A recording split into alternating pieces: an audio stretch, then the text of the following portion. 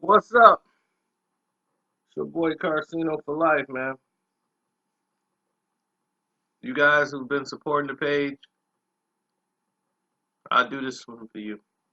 It's a story never been told to you guys before, ever, ever. Now, when the NBA have their little locker room secrets, sometimes they leak out. Sometimes somebody on Facebook say something, or they leak it out to these reporters. They kind of ooze out here and there, right? Surprisingly, I don't think this one did. Now, the Lakers were trying to find their identity at this time, and the Lakers in like 2004, 2005 season, they're trying to, get their identity back of who and what they are, so they had a player on the team that they traded for and got from Boston or signed from Boston named Chris Mihm. Chris Mihm is a decent guy on the boards. He wasn't an outstanding free throw shooter, but he was mostly a solid guy that can get you about 10 points a game if, he had that many shots. But he's good for the boards and things of that nature. He's nothing special. But people didn't see a large, like he wasn't a major piece of the puzzle, So the Lakers acquired him to be a backup center for them. So when they grabbed him in 2004, 2005, around that time, Kobe was having one of the best years of his career. I mean, he was torching the league in 2004 and 2005. Now, Kobe had the controversy and all this stuff looming over him. So while he was just torching the league, he was changing the identity of how people was thinking about him.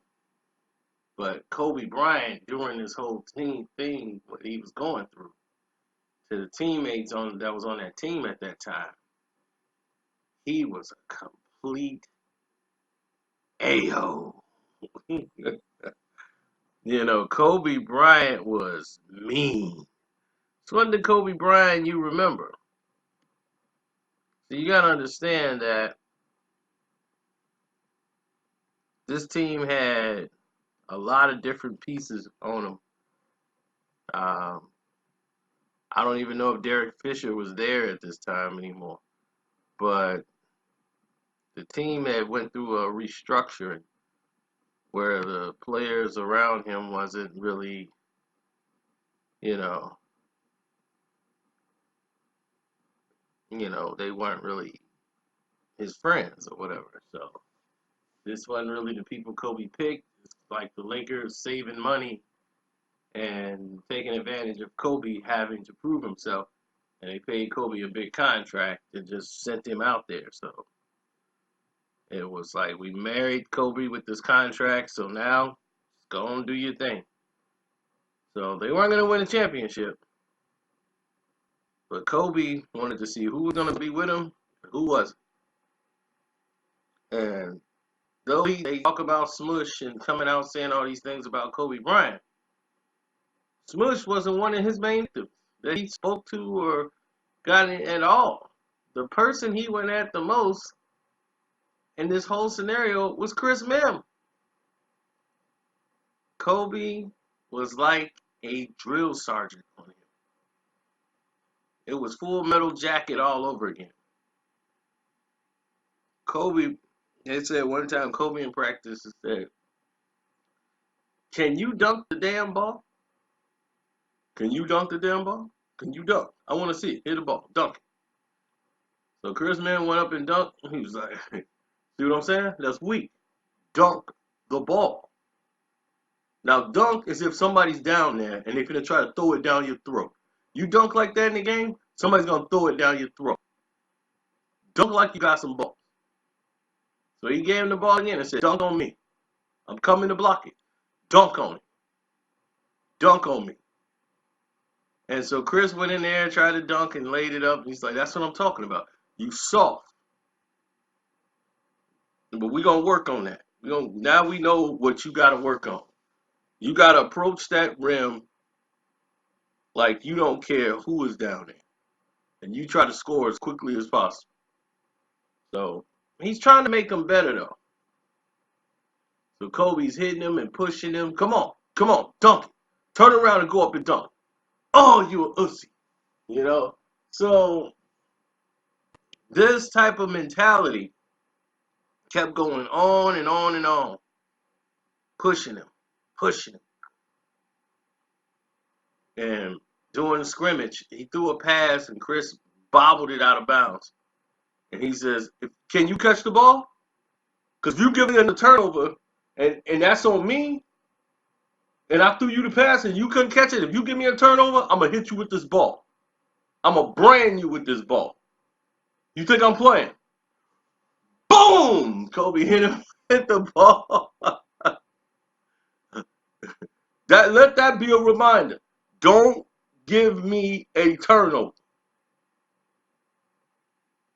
So, yeah, it's hard. It's like the Mr. Miyagi training in reverse. He's trying to make you mentally tough. You know, by elbowing him in the side. Boom. Boom. Come on, big man. What you gonna do, big man? But I don't think this was malicious. I think he was trying to get the full potential out of Chris Mihm. You know, and it just got to the point where, you know, Chris Mihm was like, he went to complain to Mitch Kupchak about Kobe. Bad idea. Mitch come down with Kobe. They said Kobe came down with Mitch and like had Mitch by his shoulder and he said, Mitch, come here. Come here, Mitch. He's like, Chris, come here. Yeah. Who run this it? Mitch? You do, Kobe. That's right. Who just this? Georgia. Damn right. You got a problem here? You don't have to be here. You understand how it works? Do you know why you on this team? You on here to foul the guy on the other team. You 6 fouls. That's your use of the team. We need you to foul some of the weakest players they got, and hopefully they miss a free throw. That's your only contribution to the team. You are walking 6 fouls.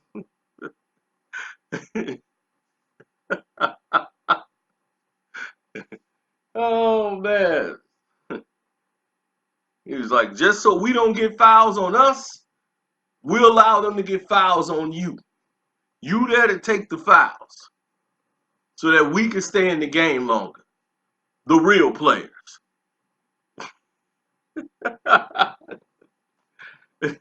Kobe was brutal. But Chris Mihm was miserable. His game was suffering. He wanted out. He wanted to get off the Lakers, but there was nothing he could do. Nobody really wanted him. He was just living a miserable life, and people like, man, Kobe's really giving it to him today. You know, keep pushing Chris. Keep pushing him. So then he got him and Kwame. Kwame talked back. Kwame Brown actually talked back. He was like, man, I know you ain't talking. I know you ain't talking. Dude, score some points, then you can start talking. If you score more than 10 points, then you can start talking. Kwame's like, you quit shooting the ball 50 times, maybe we can get 10 points. If I don't shoot the ball 50 times, we won't have any damn victories because you can't hit a damn shot, all right, from under the rim. How tall are you? So this was going on, and one day Like Chris Mihm fouled Kobe hard. And this is like 05, 06. Fouled Kobe hard. Kobe was like, okay, now, okay, that's good. So when the game start, if you don't foul the other team like that, like you foul me, I'm gonna foul you. Me and you, okay? You better use that in the game. When the real game start, you better be ready. So when the game started, Chris Mihm had a decent game, but he played his usual Chris Mihm himself, and it didn't go too well. So things happen, and they're getting close to about the season where Kobe had to sit out a game or something. He had to sit out a couple games. I don't know if he hurt his finger or something. And Kobe was like the coach. So he was standing all over Chris Mihm, standing on his back, looking at him, calling him out on everything he's doing. Come on, go down low, go down low. He's telling Chris, you got to come back and help out. You got to be able to switch. You heard him? He told you to switch, but you couldn't hear it? So he stayed on Chris Mihm's back.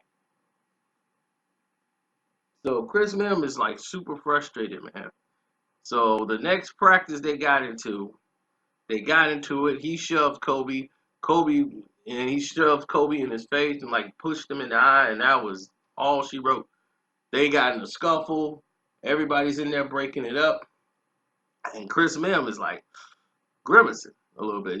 He's talking F you, and talking back to Kobe, and he's kind of limping a little noticeably. So he checks it out.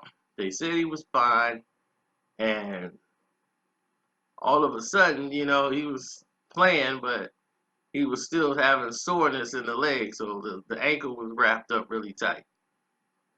Then they played a game, I think in March or something, probably against the Supersonics, and he just really, really injured his ankle, and really bad. And come to find out, it was the scuffle in the practice that really led to him having problems with it, and then it getting to the point where a ligament was, when they went to research it, it was a ligament that was torn in his ankle, and he had to have surgery. So he tried to see if he could go, as long as he could, and he ended up sitting out the first round of the playoffs, and he didn't play no more. So he just sat. Then he went and had ankle surgery because, you can end up getting cut, but because he was injured and was on the IR list, that pretty much protected him. And when he had surgery, that surgery was going to put him out for the whole year. He's done. So he missed the entire season of 2006 and 7. I mean, the entire season. He almost missed the entire season, almost 2 seasons. He came back for like 20 some games, and he came back for like 18 more games in like 2008 and 9. He was just there for like 18 games, but Chris Mihm was totally just crossed out. They just wanted him to just sit there, get your money, and they just faded him out of existence. Because he was a shell of himself. He was not the same player he used to be. When he came back from the ankle surgery, he was even worse. And they just gave up on him altogether. Kobe didn't say nothing to him no more. He didn't really push him to do anything. He got nothing out of Chris Mihm. So all of a sudden, nobody talks about it. Chris Mihm still don't talk about it. His career comes and goes. That was it. Didn't play another play another game past 2008, 2009. That surgery took everything out of him. Now, again, I ask you guys,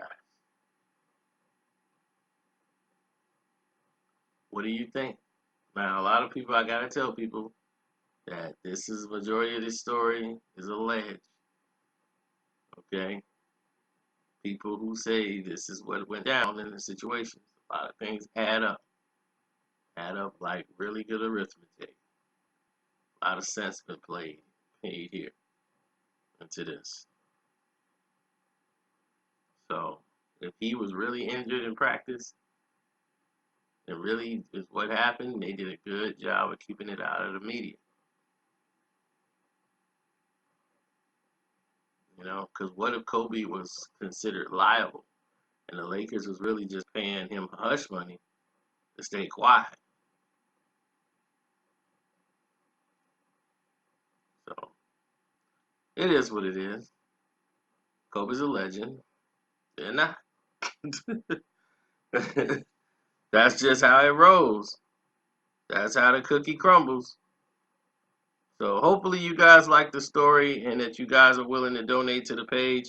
You click the link in the description box. Leave me a suggestion of a video that you might want to see in the description box of the Streamlab. In the comment sections, you can leave me a message over there as you make your donation.